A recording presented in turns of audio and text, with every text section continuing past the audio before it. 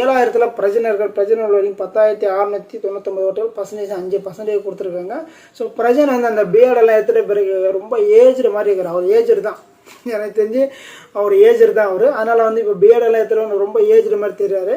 But வந்து இன்னைக்கு ஒரு ஆக்டிங் மாதிரி ஒன்று பண்ணிட்டு இருந்தார். இந்த நம்ம இவருக்குல கமல் சார் படம், பழைய படம்னு இருக்குல்ல, மேலே வந்து இது வச்சுட்டு குரங்கு மாதிரி அந்த மாதிரி ஏதோ ஒரு ஆக்ஷன் பண்ணியிருந்தார். இவரும் வினோத்தும் சேர்ந்து ஒரு சில ஆக்ஷன்லாம் பண்ணிட்டு இருந்தார். அவரோட பொட்டன்ஷியல் அவர் கொண்டு வர மாதிரி எனக்கு தெரியுது. ஸோ நான் ஒரு ஆக்டர், நான் இதெல்லாம் பண்ணால் தான் ஒர்க் அவுட் ஆகிற மாதிரி பண்ணிகிட்ருக்கேன். ஓகே, நல்லா தான் இருந்துச்சு. அந்த சின்ன கேப்பில் வந்து ஏதோ ஒன்று பண்ணிகிட்டே இருக்கணும். அப்போ தான் வந்து மக்கள் வந்து அவங்கள வந்து ரசிச்சுட்டே இருப்பாங்கன்றது ஏதோ ஒன்று பண்ணணும். அது ஒன்று பண்ணியிருக்காரு. அப்போ வந்து 8ஆவதுல கனி இருக்கேன். கனியோட ஓட்டிங் பார்த்தா 10,099 ஓட்டுகள், பர்சன்டேஜ் 5%. கனி வந்து நிறைய விஷயங்கள் எதுவுமே பண்ணுற மாதிரி தெரில. ஸோ மேக்ஸிமம் வந்து கனி வந்து நம்ம எஃப்ஜே அவர் கூட தான் இருக்காங்க. ஃபஸ்ட்டு எஃப்ஜே, சபரி, ரம்யா இவங்களாம் இருந்தாங்க. ஸோ எல்லாமே கொஞ்சமாக உடஞ்சி செதறினால இப்போ வந்து எஃப்ஜே கூட அதிகமாக ட்ராவல் பண்ணுறாங்க. எஃப்ஜே இது பண்ணாலுமே ரைட்டுன்னு சொல்கிற மாதிரி அவங்க சொல்கிறாங்க. ரொம்ப ஓப்பனாக வந்து தப்பு ரைட்டுன்னு சொல்ல மாட்டாங்க. பட் அந்த மாதிரி ஒரு இதில் வந்து அவங்க வந்து ஒரு சில விஷயங்கள் சொல்லிட்டு இருக்காங்க. ரொம்ப கிளியராக சொல்லலாம், தப்பு கிடையாது.